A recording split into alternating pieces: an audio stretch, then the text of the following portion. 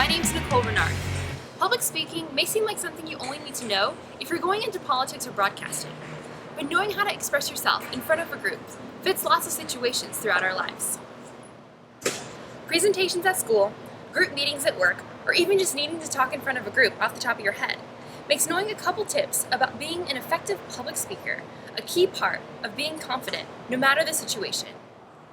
Do you know what you're going to be speaking about? If so, get prepared. Start by answering these questions.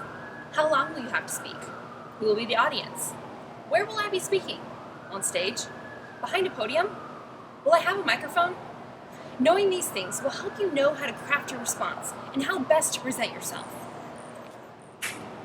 Now tackle working on your speech or response.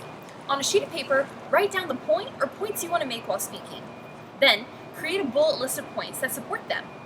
Look back through. Are all your bullet points important? If not, maybe cross off any that don't help hit your point home, and then arrange the remaining bullet points in an order that makes sense to you. Maybe group the similar ones. If you have a huge piece of information that really puts things over the top, save that for last. Be sure that if you state your opinion, you explain or back it up.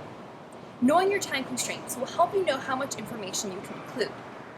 Also, understanding who is in your audience will help you decide if the tone should be serious or if you can inject a little bit of humor. Sharing a funny story might work in some situations, but in front of your new boss, maybe not. When you craft your final speech, no matter the length, open by stating your opinion or point. Support that point, and then wrap it up by rewording the same point you've made. Body language is a way of speaking without using words. How you handle yourself physically says a lot to the people who are listening to you. Here are a couple things to keep in mind. If you're speaking at a microphone, adjust it and drop your hands before you get to speak. No need to worry about loud feedback when you're talking. If you naturally speak with your hands, then do. But avoid using big, distracting hand motions if it will seem forced or insincere. If you don't feel comfortable using your hands, you can keep your hands at your side. But be aware that you don't mess with your clothing. Look at the entire audience as you speak, moving your eyes around the group. And be aware of your feet.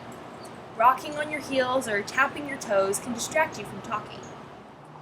If you are presenting a speech, you basically have three options. Read the speech verbatim, memorize it, or bullet points. Trust me, no one likes listening to someone read them a speech. There's no engagement with the people that are listening, and you lose an audience's attention pretty quickly. That leaves you with two more effective choices, memorization or bullets. Both allow you to look at and connect with your audience, but memorizing has its pitfalls. Memorizing may seem safer, no talking off the cuff required, but it can also lead to getting frustrated if you forget something, losing your way in the midst of your talk, or even hitting a dead stop if you can't remember what's next. Bullets are the best way to go. Having a list of points you want to make allows you to easily stay on track, but then fill in around those topics more naturally. Both methods do require that you put in some time practicing, but bullets gives you some flexibility when you're speaking. Extemporaneous speaking is to speak without preparing your response ahead of time. Even though it may feel like you can't prepare for this kind of situation, you actually can. When given the question or topic to speak to, on the spot, think of 2 or 3 bullet points you would want to touch on. You can do this by taking a moment to collect your thoughts. No umming or ahhing while you do. Then just go ahead, like if you had prepared it ahead of time. Start with your point, hit your bullets, and then wrap it up. Okay, I realize this may not come easily to everyone, but the only way to get good at anything is to practice. And public speaking is no different. Have a friend or family member throw out topics at you, literally anything you could have an opinion about, and try responding, using a statement, 2 or 3 bullets, and then wrapping it up. The more you practice, the more confident you'll feel when this situation pops up. If you're participating in Distinguished Young Women, here's a couple other things to keep in mind while preparing for self-expression. Even though you're not timed, try to keep your responses between 20 and 30 seconds. Make your response short and concise. 3 to 7 sentences should be plenty. Feel free to personalize your response. If you have a related story or quote, use them, but make sure they apply. Responses can be serious or light or funny. Be yourself when answering and you'll do great.